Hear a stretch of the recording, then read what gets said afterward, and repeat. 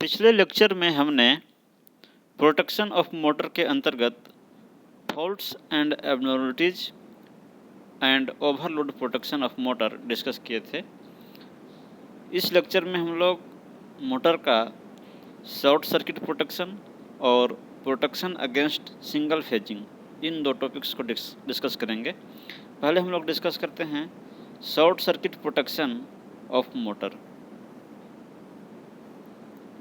A short circuit results in a sudden surge of current which can reach several hundred times the working current within milliseconds। यानी कि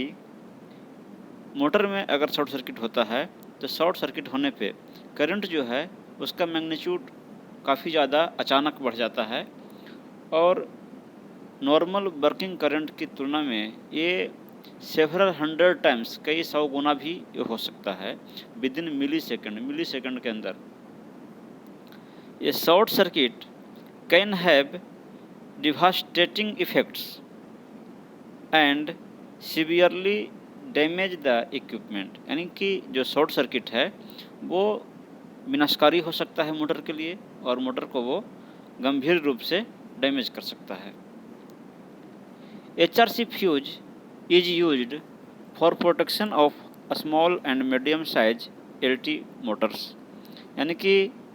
small और medium size के लो tension motor यानी कि low level voltage के motor के लिए उसके शॉर्ट सर्किट प्रोटेक्शन के लिए HRC फ्यूज का प्रयोग किया जाता है। They have a delayed action characteristics under an overload and are instantaneous against a short circuit condition. यानी कि जो HRC फ्यूज है उसका कैरेक्टरिस्टिक्स है कि ओवरलोड के केस में भी प्रोटेक्शन प्रोवाइड करता है और ओवरलोड के केस में जो है उसका एक्शन थोड़ा डिले होता है, लेकिन शॉर्ट सर्किट के अगेंस्ट में इसका जो ऑपरेशन है HRC फ्यूज का वो इंस्टेंटेनियस ऑपरेशन होता है, यानी कि जल्दी ऑपरेट करता है। दस inherit the quality of discrimination. यानी कि और इस प्रकार से HRC फ्यूज का ये एबिलिटी है कि वो फॉल्ट को डिस्क्रिमिनेट कर लेता है कि ओवरलोड फॉल्ट है या शॉर्ट सर्किट फॉल्ट है, यानी कि उसके अनुसार से उसका ऑपरेशन होता है। They reduce the electromagnetic and thermal stresses and enhance the withstand capacity of the protected equipment for higher fault level. यानी कि HRC फ्यूज जो है वो मशीन का जो जिस मशीन को प्रोटेक्ट कर रहे हैं उसका इलेक्ट्रोमैग्नेटिक स्ट्रेस और थर्मल स्ट्रेस को वो रिड्यूस करता है, कम करता है, और हायर फॉल्ट लेवल के लिए उस इक्विपमेंट की जो विथस्टैंड कैपेसिटी है, सहने की कैपेसिटी है, उसको भी इंक्रीज करता है। Quite often they are used on the receiving end side of the supply system. यानी कि जो HRC फ्यूज है वो सप्लाई सिस्टम के रिसीविंग इंड साइड में प्रयोग किया जाता है to enhance the short circuit withstand capacity of all equipments connected in the circuit. यानी कि सर्किट में जो भी इक्विपमेंट्स कनेक्टेड हैं उसको उसकी शॉर्ट सर्किट कैपेसिटी बढ़ाने के लिए जो HRC फ्यूज है वो रिसीविंग इंड साइड में कनेक्ट किया जाता है and installed after the HRC fuse, और इक्विपमेंट को HRC फ्यूज के बाद में आगे इंस्टॉल किया जाता है। While selecting the fuse rating for switching of an HT motor, effect of switching surge phenomena in addition to thermal rating is considered। यानी कि अगर हाई टेंशन के मोटर हैं, हाई वोल्टेज पे ऑपरेट होने वाले मोटर्स हैं, तो इसके लिए जो HRC फ्यूज का सिलेक्शन होता है तो उसका सिलेक्शन करने के समय उसकी थर्मल रेटिंग के अलावे उसकी जो फ्यूज की रेटिंग है उसके अलावे स्विचिंग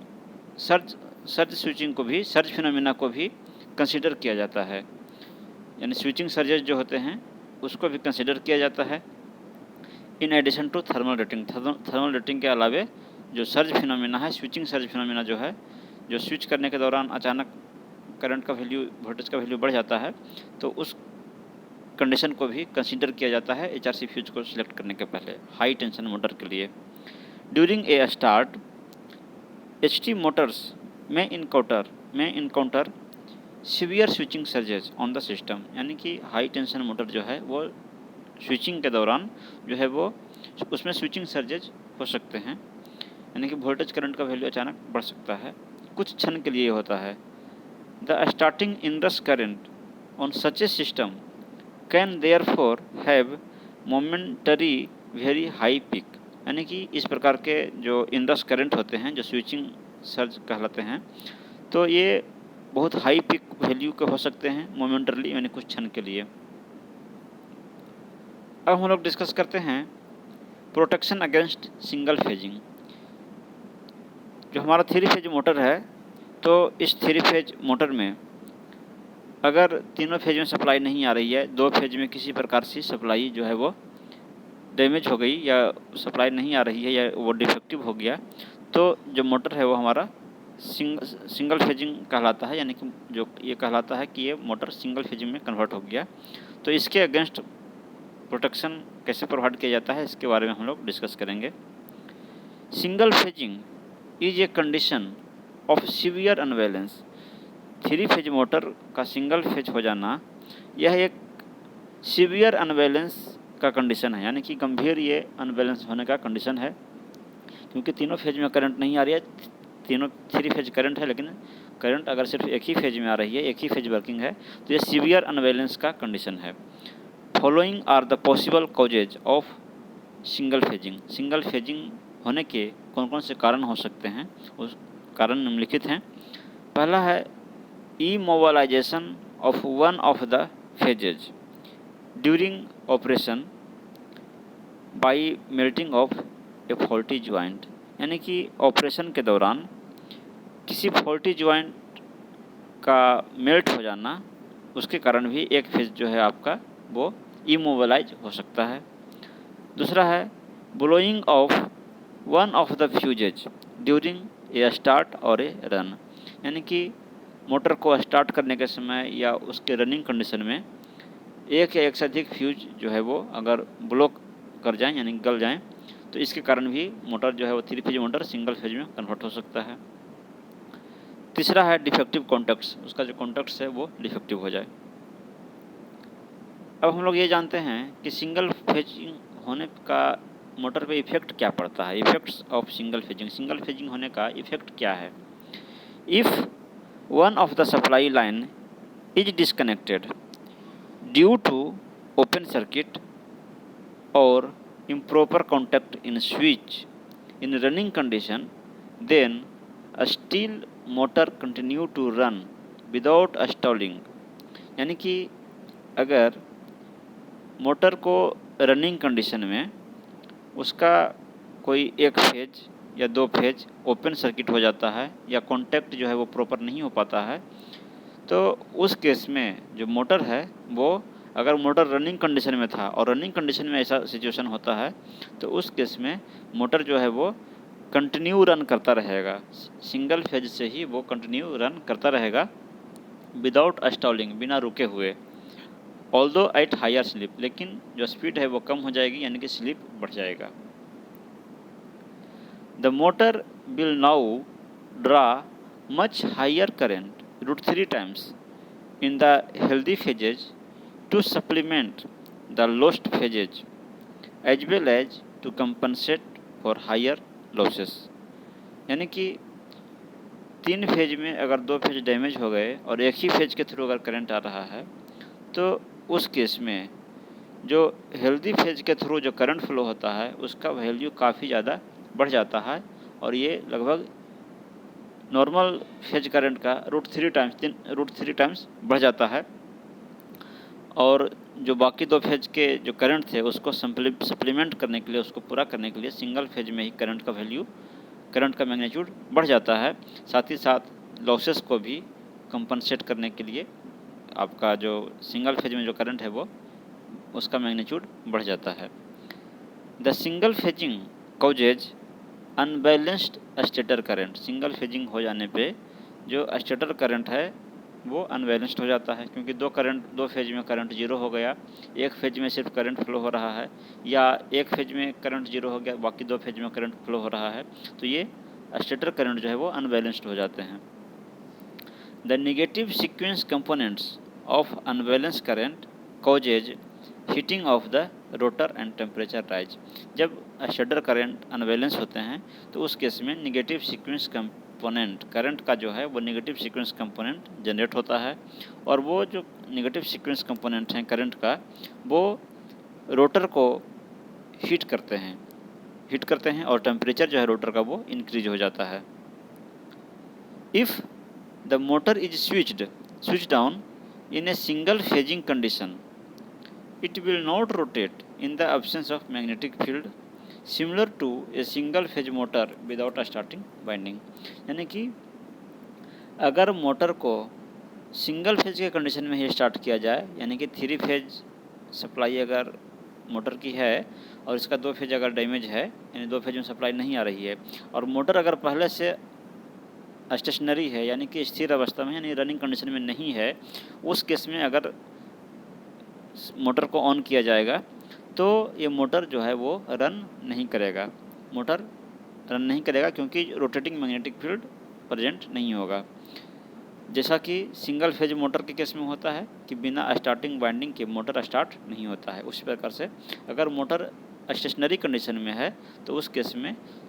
सिर्फ एक फेज की लाइन से मोटर स्टार्ट नहीं होगी। इफ़ द मोटर स्टॉल्स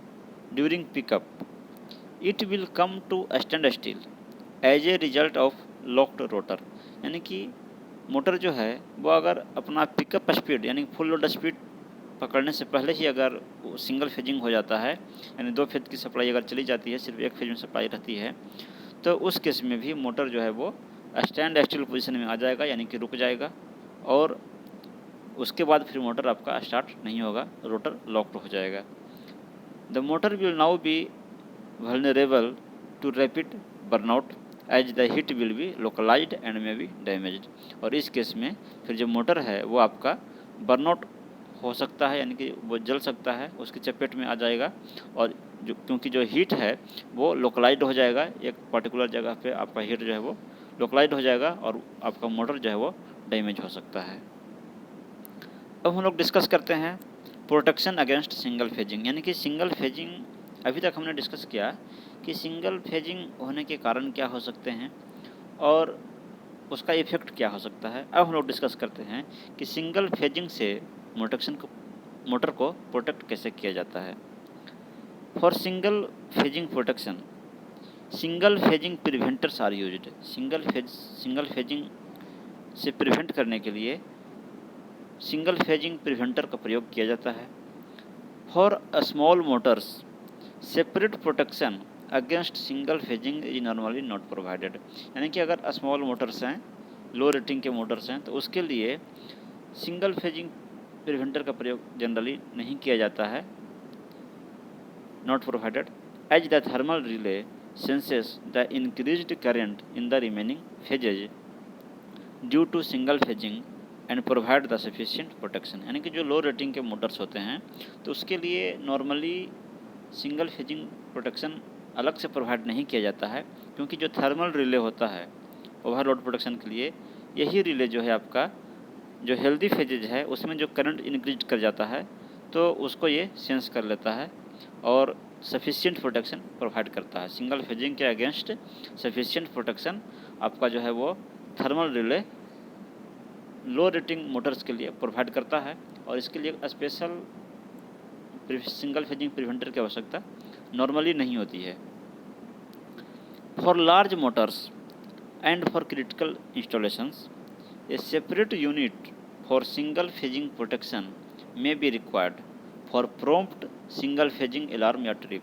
यानी कि लार्ज मोटर्स के लिए या क्रिटिकल इंस्टॉलेशन इंपॉर्टेंट जगह पे जो मोटर्स हैं तो उसके लिए सिंगल फेजिंग के प्रोटेक्शन के लिए एक सेपरेट यूनिट प्रोवाइड की जाती है, यानी कि अलग से सिंगल फेजिंग प्रिवेंटर लगाया जाता है, ताकि जो सिंगल फेजिंग से उस मोटर को जल्द से जल्द उसको आइसोलेट किया जा सके, या अलार्म उसका जो है वो सिग्नल हमें मिले, अलार्म बजेगा या तो फिर वो ट्रिप कर देगा। तो यानी कि जो हाई लार्ज मोटर्स होते हैं तो वहाँ पे सेपरेट सिंगल फेजिंग से प्रोटेक्शन प्रोवाइड किया जाता है। Single phasing preventer circuit is shown in figure. जो सिंगल फेज प्रिवेंटर है उसका फिगर आपको इसमें दिखाया गया है। इसमें जो है आपका ये आपका 3 फेज मोटर है, ये आपका मोटर का तीनों फेज है यहाँ पे R/V। और नॉर्मल सिचुएशन में ये जो तीनों फेज हैं ये आपका कनेक्टेड होते हैं, यानी कि नॉर्मली करंट फ्लो होता है। जब आपका सर्किट जो है वो सिंगल फेज में कन्वर्ट हो जाता है, यानी कि 2 फेज में करंट नहीं आते हैं या 1 फेज में भी करंट नहीं आता है, तो उस केस में जो करंट ट्रांसफार्मर तीनों फेज में कनेक्टेड है, इन तीनों करंट ट्रांसफार्मर की मदद से कंट्रोल सर्किट में आपका जो है डाटा मिलता है। और यह इसमें आपका जो कंट्रोल सर्किट है उसमें निगेटिव सीक्वेंस फिल्टर होता है, और ये जो है वो सेंस कर लेता है कि फेज में जो फेज करंट है या तीनों फेज का जो करंट है वो अनबैलेंस है। तो उस केस में फिर आपका जो है ये सर्किट ब्रेकर को ट्रिप करने के लिए आपको ये सिग्नल प्रोवाइड करता है, और फिर जो सर्किट ब्रेकर को है वो सर्किट ब्रेकर को आइसोलेट कर देता है, यानी कि सर्किट को ब्रेक कर देता है, और उस केस में फिर आपका ये डिस्कनेक्ट हो जाता है।